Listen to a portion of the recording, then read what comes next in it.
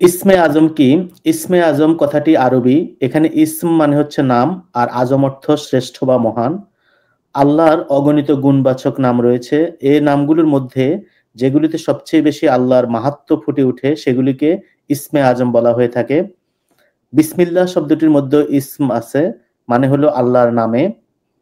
আধ্যাত্মিক চর্চায় মুসলিমদের মধ্যে ইসমে আজম নিয়ে অনেক আগ্রহ। অনেকেই ইসমে আজম কি সেটা জানতে চান। কেউ বা আধ্যাত্মিক উন্নতির পথে শর্টকাট খুঁজেন। আল্লাহকে কোন নামে ডাকলে কাজ হবে, কোন নামের মর্যাদা সবচেয়ে বেশি। অনেকেই বিশ্বাস করেন ইসমে আজম সহকারে আল্লাহর নিকট দোয়া করলে অবশ্যই আল্লাহ সেই দোয়া কবুল করে থাকেন। কারো কারো মতে ইসমে আজম হলো এক আল্লাহর রহস্য। আল্লাহ এটা কাউকেই জানান নাই, এটা জানা সম্ভবও নয়। রমজান মাসের মধ্যে যেমন লাইলাতুল কদর লুকানো আছে, তেমনি আল্লাহর ইসমে আজমও লুকানো আছে। কেউ কেউ মনে করেন ইয়া হাইয়ু ইয়া কাইয়ুম আল্লাহর ইসমে আজম। সুফি সাধক ইবনুল আরাবি এমন মত পোষণ করতেন। হাদিসে আছে ইসমে আজম সূরা বাকারার 163 নম্বর আয়াত ও সূরা আল ইমরানের 1 থেকে 3 নম্বর আয়াতের মধ্যে নিহিত। আবার অন্য হাদিসে অন্য নাম বা আয়াতের কথা বলা আছে। তো বাকারার 163 নম্বর আয়াতে আছে ওয়া ইলাহুকুম ইলাহু ওয়াহিদ লা ইলাহা ইল্লা হুয়ার রহমানুর রহিম।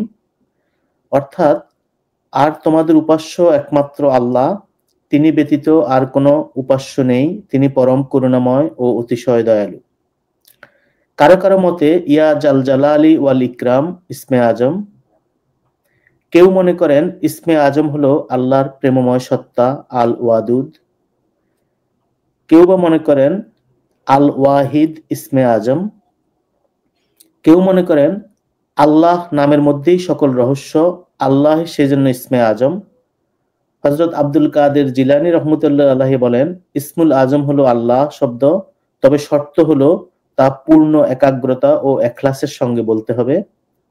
ইমাম আবু হানিফাও মনে করতেন আল্লাহ তাআলার ইসমে আজম হলো আল্লাহ, কেননা এটি তার সত্তাগত নাম। তাছাড়া কোরআন মজিদে এই নামটি 2697 বার এসছে, এত বেশি তার অন্য কোনো নাম আসেনি। কেউ বা মনে করেন ইয়া রব ইসমে আজম। আবার কেউ কেউ মনে করেন ইসলামের নবীর নাম মুহাম্মদ সাল্লাল্লাহু আলাইহি সাল্লামে ইসমে আজম। যেখানে অন্য কোনো নাম কাজ করে না সেখানে নবীর নাম কাজ করে। কারো কারো মতে দোয়ায়ে ইউনুস বা লা ইলাহা ইল্লা আনতা সুবহানাকা ইন্নী কুনতু মিনাজ জালিমিন হলো ইসমে আজম, কারণ এই দোয়া পড়ার পরে ইউনুস নবী মাছের পেট থেকে মুক্তি পেয়েছিলেন। তো বিভিন্ন সময়ে অনেকে ইসমে আজম নাম দিয়ে সাধারণ মানুষকে প্রতারিত করে থাকেন, কিন্তু অধিকাংশ সময় দেখা যায় সেগুলো ইসমে আজম নয়। আবার কারো কারো মতে সবার জন্য ইসমে আজম এক হবে এমন কোনো কথা নেই, আল্লাহর সকল নামই সেরা। ইবনুল আরাবি সেজন্য মনে করতেন আল্লাহর সাথে সম্পর্ক এবং আধ্যাত্মিক অবস্থা বুঝে ব্যক্তি বিশেষের জন্য ইসমে আজম ভিন্ন হতে পারে। যখন ইউনুস নবীরে খাইলো মাছেতে গিলিয়া, ফেরেশতা পাঠাইলে তখন ইসমে আজম দিয়া। যখন ইউনুস নবীরে খাইলো মাছেতে গিলিয়া, ফেরেশতা পাঠাইলে তখন ইসমে আজম দিয়া। দমে দমেতে হরদম পড়েছে ইসমে আজম, দমে দমেতে হরদম পড়েছে ইসমে আজম। সেই মাছের উদর হতে সে দিতেল পরিত্রাণ।